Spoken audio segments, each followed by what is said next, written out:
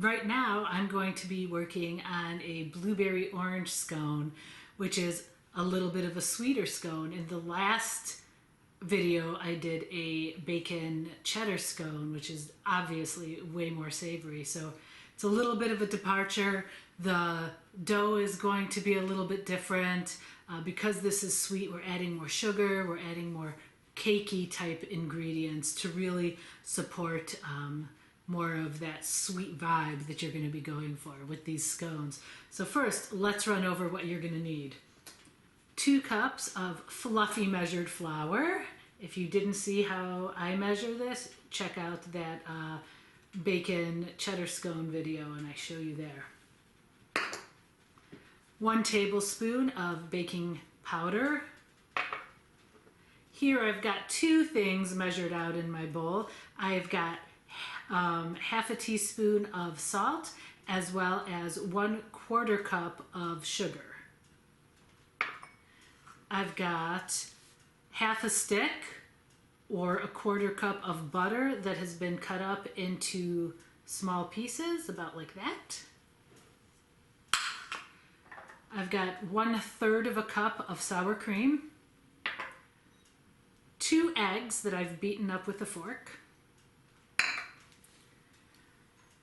1 tablespoon of orange zest. If you don't have oranges or orange zest, you could for sure substitute lemon. If you don't have any citrus fruits at home at all, you could substitute like an orange or lemon extract, but you're going to want to use a very little bit, maybe about no more than 1/4 teaspoon for sure. Or if you want to avoid the citrus altogether, you could do it and just make blueberry scones and just skip this part entirely. We've got a teaspoon of vanilla extract, 1 cup of blueberries, fresh, and also just a little bit of heavy cream or half and half or melted butter to top your scones before baking. Okay, let's just get cracking at this right off. So we're going to need a large bowl and a mixing spoon. So first thing we're going to do is add all our dry ingredients in here. Our flour,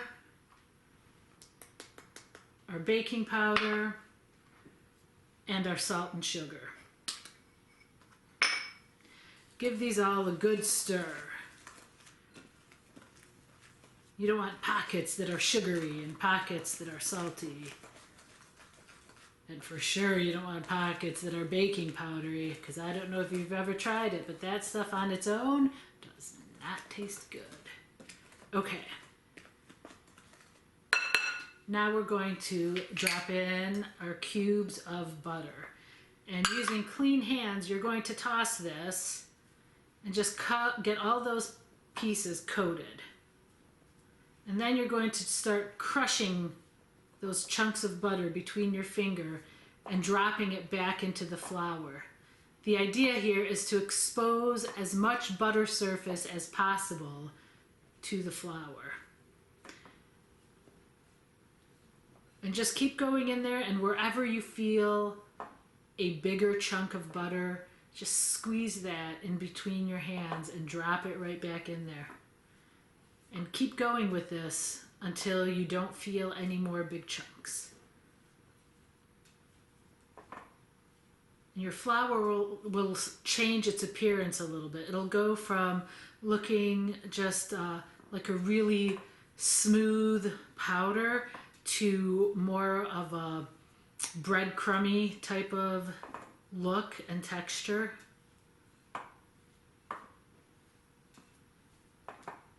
And just keep going. This is so weird doing this while I'm sitting because I feel like my arms are way up here.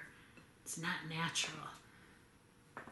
When you're doing this in your own kitchen, you will probably be standing and it'll be way more comfortable for you.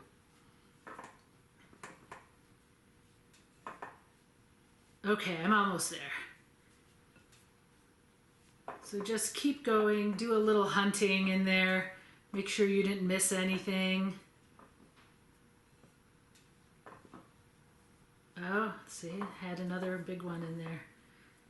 So take a little bit of time. You don't want any really big chunks of butter left. You want basically what you're going for is flakes of butter that are completely coated in this flour mixture.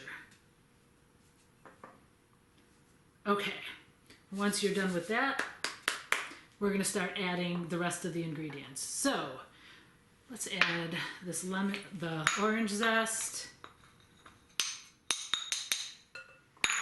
Let's add the sour cream. Really, you're adding everything right now except for the blueberries. Blueberries go at the end. You don't want to beat them up too much. You don't really want them to break open if you can help it. And kind of scrape these bowls out. You know, you want to get all those ingredients in there. They don't do your baking any good if they just end up being washed down the drain with the dishwater. Okay. So I've got my vanilla, my sour cream, my zest, and my eggs in here. And I'm just going to start mixing this around.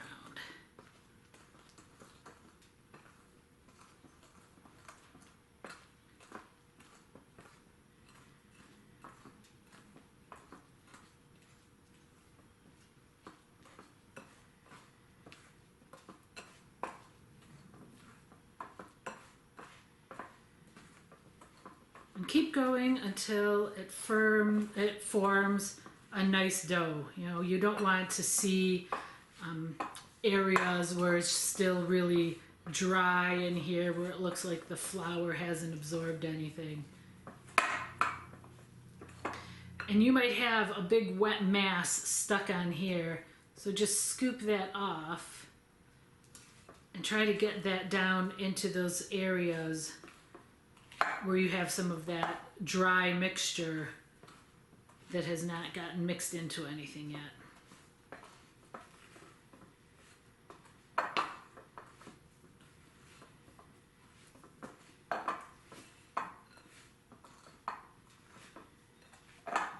You might have to might have to scoop that off of your spoon more than once, and it's fine. Okay, and as you'll see, this is kind of very soft and loose, but it's all kind of the same texture. I don't have any areas of just dry flour floating around in here. So that's when I'm going to put in my blueberries, and then I'm going to very delicately start mixing them into this. Now this is the part that's a little tricky, because you're going to try to do this without smashing them. So instead of you're not aggressively going to be mixing, you're going to be taking a part of it and scooping it up and kind of folding those blueberries inside that dough. And every once in a while flip it over, maybe break that big piece of dough in half, so you're exposing different areas of it. You want those blueberries to be pretty well distributed, but you also don't want them all broken apart.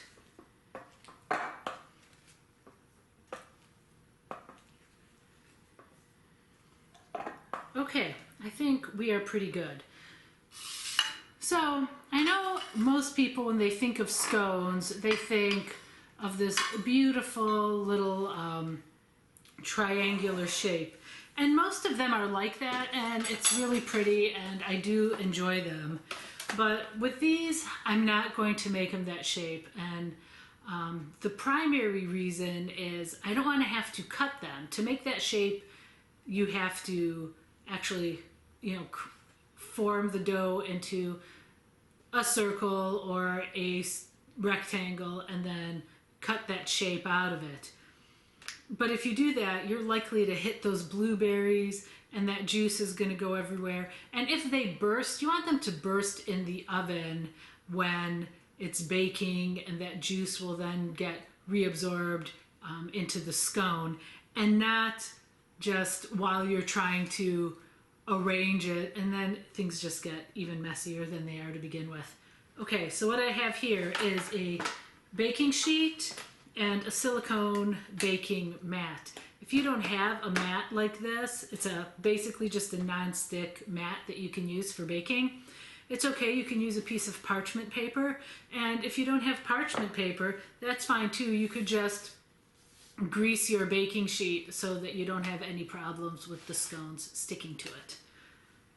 So what I'm going to do is just take a scoop at a time, and I'm using a spoon because this way I can be gentle. I can kind of work around those blueberries. And this is a really rustic looking scone. It's going to have kind of an oblong shape because that's the shape of my spoon. You could use a scoop for this, like a measuring scoop or an ice cream scoop type of thing if you prefer. You just want to make sure that they're roughly going to be the same size. So just keep scooping these out and placing them on your Silpat. And there's no shame in kind of fixing the shape of it once you get it down here. You know, kind of tuck those blueberries into it a little bit so they're not sticking out because those could burn. And keep going.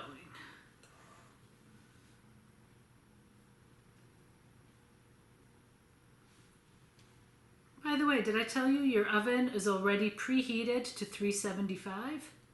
If I didn't, it should be.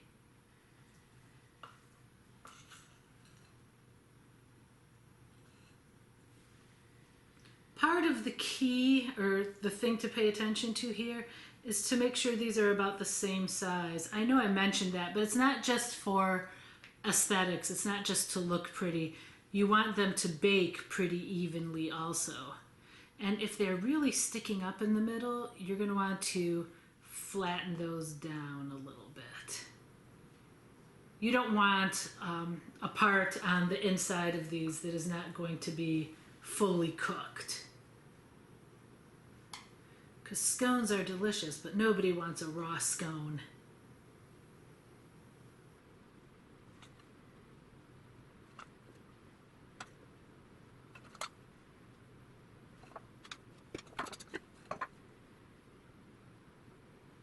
And this recipe should yield you about 10 good-sized scones.